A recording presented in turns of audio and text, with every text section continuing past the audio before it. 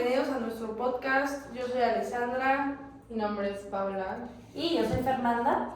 Y pues hoy, el día de hoy vamos a abordar un tema que pues no es muy común en la práctica clínica, pero pues obviamente tiene un impacto muy importante en la vida de los pacientes. Es el síndrome de Guillain-Barré. Antes de entrar directamente en lo que es la parte teórica, es importante que nos detengamos un momento a reflexionar sobre lo que implica esta enfermedad en la vida real, ¿no? Ok, ahora imaginémonos a una persona completamente sana, que realiza sus actividades diarias con normalidad, que puede caminar, trabajar, moverse, hacer ejercicio, sin ninguna limitación. Ahora imaginémonos que en cuestión de días, esa misma persona comienza a sentir una debilidad en las piernas, como si le faltaran fuerzas, como si no se pudiera caminar, como si su cuerpo no respondiera igual. Esa sensación progresa, avanza hacia otras partes del cuerpo y llega a un punto en el que incluso acciones tan básicas como caminar, sostener objetos o incluso respirar pueden verse comprometidas. Entonces, todo esto, lo que acaban de comentar pues, mis compañeras, es precisamente lo que puede ocurrir pues, en este síndrome de Guillain-Barré. No estamos hablando solamente de una enfermedad neurológica, sino que pues, de una condición que puede transformar de manera abrupta la vida de las personas, generando no solo limitaciones físicas, sino también pues, un impacto emocional, social, funcional, que pues, es muy importante. Por eso, pues comprender esta enfermedad no solo es relevante desde el punto de vista académico, sino también pues desde una perspectiva humana y clínica. Sí, eso es muy cierto, y pues bueno, elegimos este tema porque representa un ejemplo muy claro de cómo el sistema inmunológico normalmente tiene la función de protegernos frente a infecciones, puede alterarse y comenzar a atacar estructuras de nuestro propio organismo. Entonces, este concepto es fundamental ya que rompe con la idea tradicional de que las enfermedades siempre son causadas por agentes externos, ¿no? En este caso, el propio cuerpo es el que nos genera el daño. Sí, y además el síndrome de Guillain-Barré nos permite entender la importancia de los sistemas de comunicación dentro de nuestro cuerpo, especialmente pues, el sistema nervioso. Cuando estos sistemas fallan, las consecuencias pueden ser graves y progresivas. También es importante destacar que esta enfermedad no solo afecta al paciente, sino que involucra a su entorno, a su familia y a todo el equipo de salud que participa en su recuperación. Entonces, pues por lo tanto, pues hablar de esta enfermedad implica no solo describir sus características médicas, sino también poder comprender su impacto integral en la vida de esas personas. Y antes de avanzar, pues queremos plantear una pregunta que nos va a acompañar durante todo este capítulo de cómo es posible que una infección aparentemente común, como una gripa, una infección gastrointestinal, puede desencadenar una enfermedad que causa debilidad muscular e incluso una parálisis. Sí, claro, o sea, esta pregunta es clave porque nos permite introducir uno de los mecanismos más importantes de esta enfermedad, que es la alteración del sistema inmunológico, como ya lo habíamos comentado. Y pues a lo largo de este capítulo vamos a desarrollar más esta idea, pues paso a paso, explicando cómo se produce este proceso, qué estructuras se ven afectadas y pues por qué los síntomas aparecen de la forma en la que lo hacen. Y pues de esta manera no solo vamos a entender que el síndrome del Guillain-Barré, no solamente vamos a entender qué es el síndrome del Guillain-Barré, sino también por qué ocurre y cómo es que se manifiesta en los pacientes. Ok, ahora vamos a hablar de la definición y concepto de lo que es esta enfermedad. El síndrome de Guillain-Barré se define como una polineuropatía aguda, lo que significa que afecta a múltiples nervios periféricos y que su aparición es rápida, generalmente en cuestión de días o semanas. Esta característica es muy importante, ya que lo diferencia de otras enfermedades neurológicas que tienen una evolución más lenta o crónica. Crónica se refiere más que nada a que es a largo plazo. Y pues el hecho de que sea una polineuropatía implica que no solo afecta a un solo nervio, sino que afecta a varios al mismo tiempo, lo que explica por qué los síntomas suelen ser pues generalizados y progresivos. Además, pues al tratarse de una enfermedad que es aguda, requiere atención médica oportuna, ya que su evolución puede ser muy rápida y en algunos casos pues puede comprometer funciones vitales. Y pues hay que entender también que uno de los mecanismos principales de esta enfermedad es la desmielinización. Ajá. La mielina es una capa que recubre los nervios, ¿no? Y permite que los impulsos eléctricos se transmitan de manera rápida y eficiente. Entonces, podríamos compararla con el recubrimiento de un cable eléctrico que pues facilita la conducción de la corriente. Y pues cuando esta capa se daña, la transmisión de los impulsos nerviosos se vuelve más lenta o incluso se bloquea. Y pues esto significa que las señales que el cerebro envía hacia los músculos no llegan de una manera correcta, lo que provoca una debilidad muscular. Este proceso es fundamental para entender por qué los pacientes presentan dificultad para moverse. En algunos casos, además de la mielina, también puede verse afectado el axón del nervio, que es una estructura encargada de transmitir directamente el impulso eléctrico. Cuando esto ocurre, el daño es mayor y la recuperación suele ser más lenta.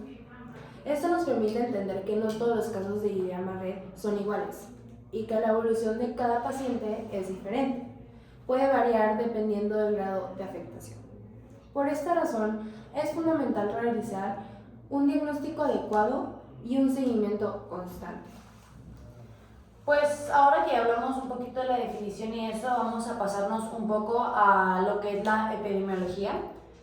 Y bueno, este síndrome de Guillain-Barré pues es una enfermedad poco frecuente, con una incidencia aproximada de 1 a 2 casos por cada 100.000 personas al año. Aunque este número pues puede parecer bajo, su impacto es significativo debido a la gravedad de los síntomas que puede presentar, porque pues puede afectar a personas de cualquier edad, aunque es más común en adultos y ligeramente más frecuente en hombres. Sin embargo, es importante recalcar que nadie está completamente exento pues, de padecer este síndrome. Y un pequeño paréntesis, en el siguiente capítulo del podcast les tenemos preparado como una pequeña entrevista con un paciente que pues le dio Guillain-Barré y es hombre.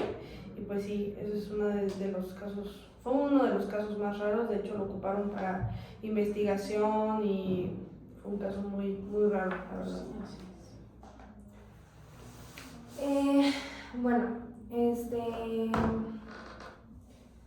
Cabe recalcar que esta no es una enfermedad hereditaria, lo que significa que puede aparecer en personas completamente sanas, sin antecedentes familiares.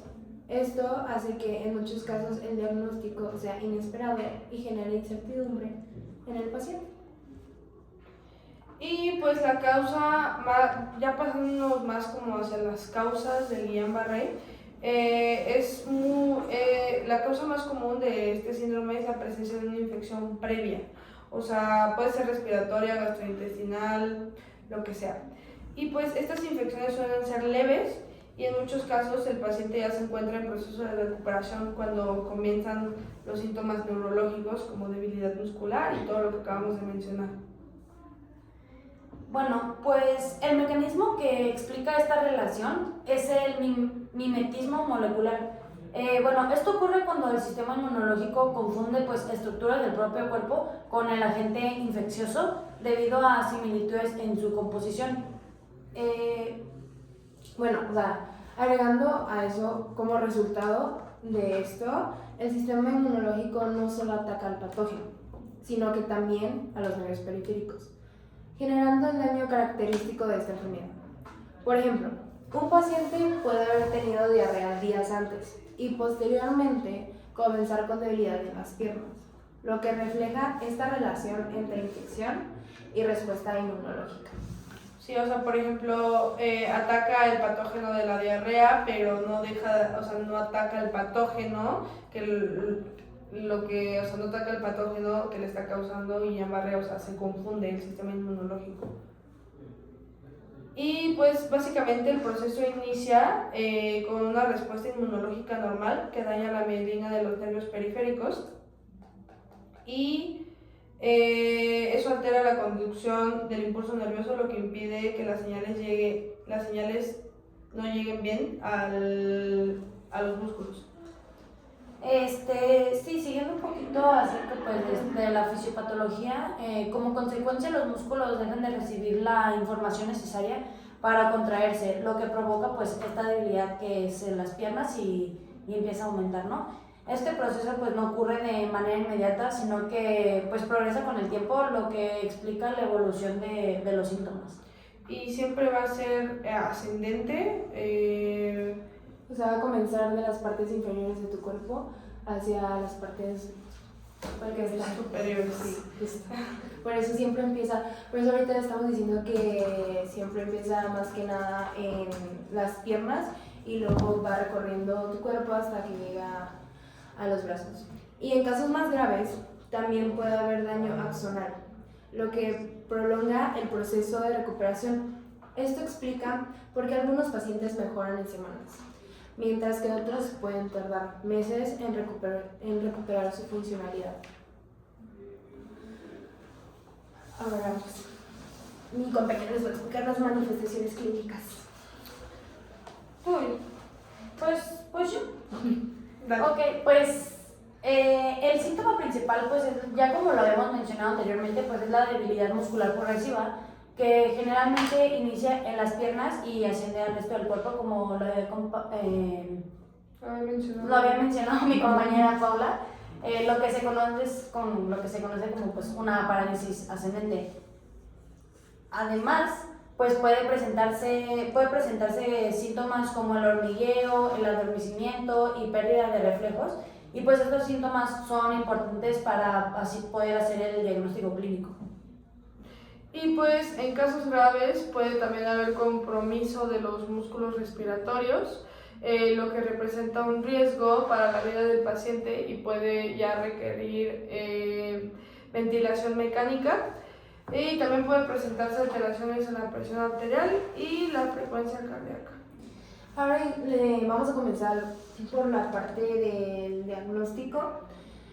El diagnóstico del síndrome de Guillain-Barré es principalmente clínico, lo que significa que se basa en la historia del paciente y en la exploración física detallada. Esto es muy importante porque muchas veces no existe una sola prueba que por sí sola confirme la enfermedad desde el inicio, sino que el diagnóstico se construye a partir de varios elementos.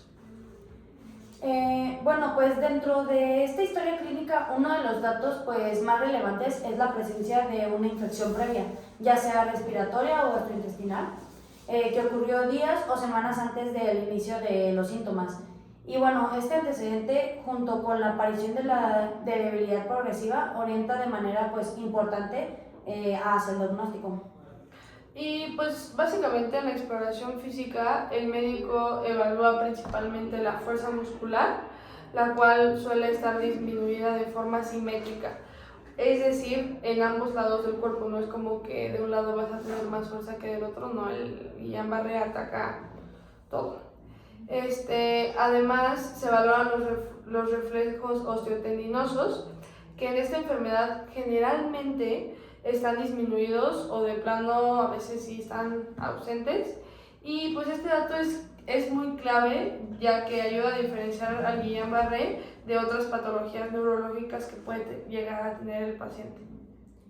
Y también se analiza la distribución de la debilidad, que típicamente inicia en las extremidades inferiores, como lo mencioné ya anteriormente, y asciende progresivamente. Este patrón clínico es muy característico y debe alertar al profesional de la salud.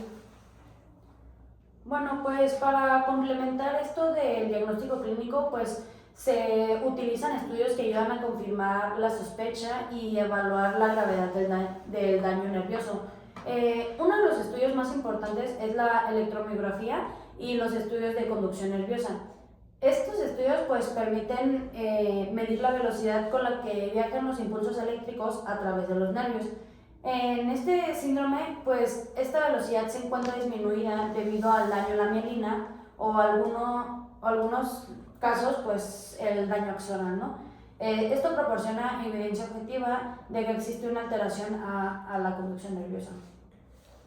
Y pues además estos estudios no solamente nos ayudan a confirmar el diagnóstico, sino que también nos permiten diferenciar entre distintas variantes de enfermedades, lo cual es importante para establecer un pronóstico y un plan de manejo adecuado, o sea, básicamente cómo va a ser el plan de este paciente a largo plazo, ¿no? Otro estudio fundamental es el análisis del líquido cefalorraquídeo, que se obtiene mediante una punción lumbar. En este análisis se observa un hallazgo característico conocido como disociación albúmino-citológica, que consiste en un aumento de proteínas sin un incremento significativo de células. Este dato es muy útil para apoyar el diagnóstico. Bueno, y pues es importante mencionar que el diagnóstico también pues implica descartar otras enfermedades que pueden presentar síntomas similares. Por ejemplo, algunas patologías neurológicas, musculares o incluso metabólicas pues pueden causar debilidad, por lo que es necesario realizar así una evaluación integral. Y pues en este sentido, el proceso del diagnóstico obviamente no es inmediato, sino que requiere una integración de la información clínica que estamos obteniendo, los estudios complementarios y también la evolución del paciente. Por esta razón, la observación continua es fundamental, especialmente en los primeros días, cuando la enfermedad puede progresar rápidamente, ¿no? Además, es importante destacar que, debido a la posible afectación de los músculos respiratorios, algunos pacientes deben ser monitorizados en unidades hospitalarias para detectar de manera oportuna cualquier complicación. Esto demuestra que el diagnóstico no solo tiene un valor identificativo, sino también un papel crucial en la toma de decisiones clínicas y en la prevención de riesgos. En resumen, el diagnóstico del síndrome de Guillain-Barré es un proceso clínico integral que requiere atención, experiencia y una valoración constante del paciente. Bueno, pues para cerrar un poquito, pues ya que hablamos de este pues, síndrome de Guillain-Barré, pues en conclusión pues es una enfermedad neurológica de origen autoinmune, como le dijimos, que afecta a los nervios periféricos y altera la comunicación entre el sistema nervioso y los músculos. A lo largo de este capítulo pues ya hemos visto cómo una respuesta inmunológica alterada puede generar un daño significativo en el organismo, provocando así síntomas que van desde la debilidad leve hasta el parálisis e incluso el compromiso pues respiratorio, ¿no? Sí, pues más allá de la definición médica también es importante reconocer que esta enfermedad tiene un impacto profundo en la vida del paciente. No solamente afecta su capacidad de moverse, su capacidad de hacer actividades en la vida diaria, sino, o sea, también su independencia de un día a otro, literal, se la están quitando al paciente. Entonces, su estado emocional cambia y su entorno social también cambia por completo. O sea, toda su rutina que el paciente llevaba, o sea, no sé, salir a correr en las mañanas, después ir a ver a tal, salir, trabajar, o si tenía un deporte, si es de alto rendimiento, por ejemplo, en el siguiente episodio, sí, es que entrevistamos a un paciente que justo hacía como una actividad de alto rendimiento, era atleta de alto rendimiento. Y pues también hay que ver ese impacto en la vida de las personas, ¿no? Emocionalmente el Guillain-Barré es muy rudo, ¿no? Es muy crudo. Entonces pues hay que entender esta enfermedad también desde una perspectiva pues integral, ¿no? O sea, tomar todos los aspectos, tanto emocionales y médicos de la persona y tener un buen pronóstico, ¿no? ¿no? Y a pesar de su gravedad, es importante destacar que este síndrome tiene en muchos casos un pronóstico favorable, especialmente cuando se realiza un diagnóstico temprano y se inicia un tratamiento adecuado. Esto resalta la importancia de reconocer los síntomas iniciales y de actuar de manera oportuna, o sea, rápida.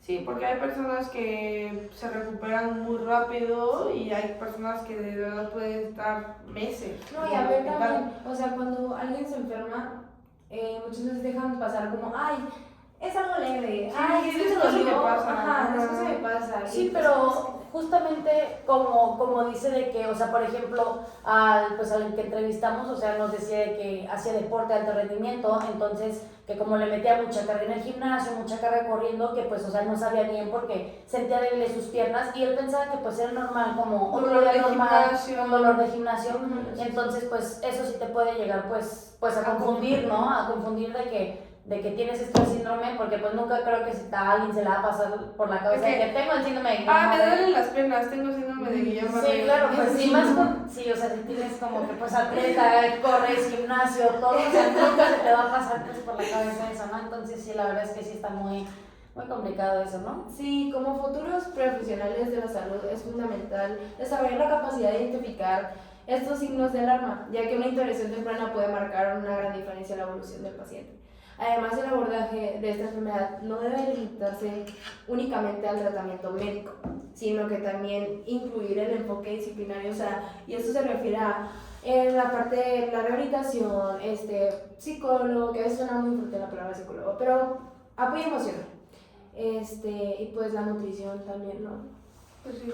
Sí, claro, y ya pues finalmente para ir cerrando ya bien un poco esto, comprender y que nos permita reflexionar sobre la complejidad del cuerpo humano y la importancia del equilibrio en sus sistemas. También nos recuerda que detrás de cada diagnóstico pues hay una persona que enfrenta cambios importantes en su vida y que nuestro papel como profesionales de la salud pues va más allá de tratar una enfermedad, implica pues acompañar, apoyar, contribuir a la recuperación integral del paciente. Y pues este capítulo nos ha permitido construir una base teórica sólida que será fundamental para entender los siguientes apartados, donde abordaremos la experiencia del paciente, que les decía que estemos preparados, y la intervención fisioterapéutica que le dieron, que nos va a contar todo eso, y pues de esta manera podremos integrar el conocimiento teórico con la práctica clínica y comprender de manera más completa esta enfermedad. Pues nos vemos en el siguiente capítulo y muchas gracias por Muchas la gracias. oportunidad de hoy. ¡Venga!